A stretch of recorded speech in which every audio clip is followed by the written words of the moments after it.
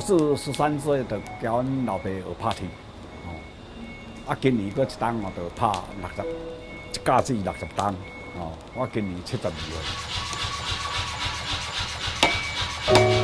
因为阮老爸是足早就死啊，伊就较早就讲，就放一个这个铁点，甲一个这个钢槌啊，互我。伊讲，你若要食你就爱较面烂做的。你若要食饭你较面烂做的，就有饭通吃。人骨就这样，就是说，因为我们在做制成钢的时候有很多的杂铁，你要骨头放进去它里面才会杂质吸掉，流出来的才会损铁，你才可以打到钢筋。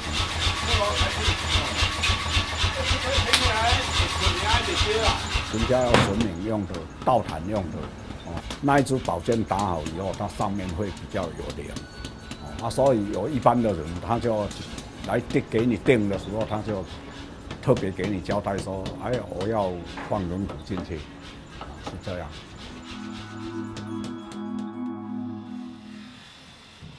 拍铁的卖就是一只啦，工务生意足歹做的，咱这有做工务生意啊。向阳讲我即摆要出来做，物件无人买啦，你得爱浸足久的。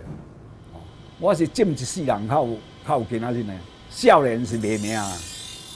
卖命就是爱拼，食老卖命，真的是卖山猪锅汤匙啊！无你一支店要做卖人10多万。他要镰刀啦，你迄个船啊要用的呢啦。别徛中型的，迄更加大，搁大2倍。我寄互你啦。乌鱼就是讲伊钓到的是网啊伤大，网了伤多，伊这斗一支变足长，伊即马就甲迄网啊挂好破。互乌鱼老摆遐角，你抢起来的时阵，唔知掠会起，无就掠袂起啊。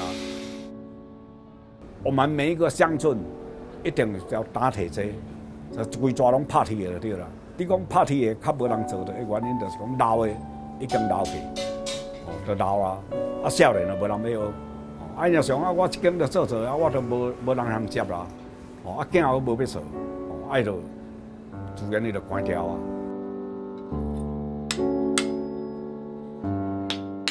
在我来的时候，这边只有我一个学徒，我是全部里面学的最久的啦。我说我也还没出师啊，我到现在可能我还是在学。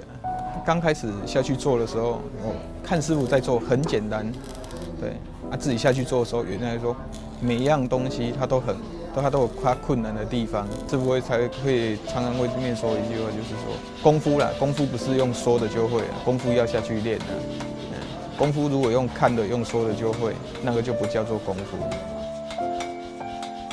体力大不如前吧，对啊，他现在已经72、73了，对啊，他到现在还是都有在做了，他也不想说他的功夫就这样消失了，对啊。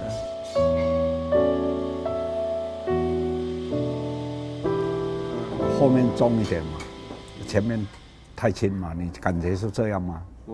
我只是因为用这么多痛，就是让我觉得他的想法不太一样，他不是要保护他的秘密，如果他没有教谁怎么做这个东西，是怕很快没有人会做了。我今麦就是讲，要把这个拍铁永远承传下去，所以我今麦就开始辛苦会看材料，无看材料是足艰苦的。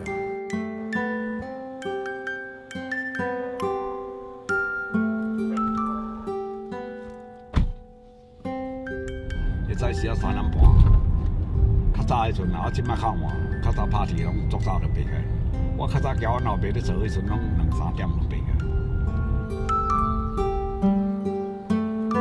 第一工程是拍铁，手举铁锤、钢铁机，钢到干流湿湿地，毋知当时才会出头天。